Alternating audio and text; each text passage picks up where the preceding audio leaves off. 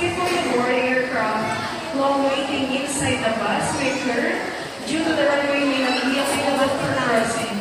For your convenience, we encourage passengers who want to use the airport restroom before bus boarding to execute.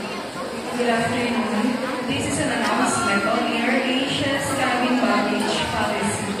We only allow one piece of cabin baggage and one piece of personal item with a combined weight of 7 kilograms. Passengers carrying more than 2 pieces or exceeding the weight and dimensions will be charged a gate baggage fee of 2,500 pesos at the boarding gate.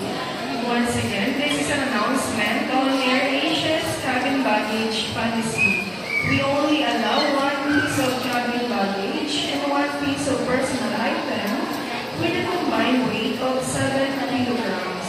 Passengers carrying more than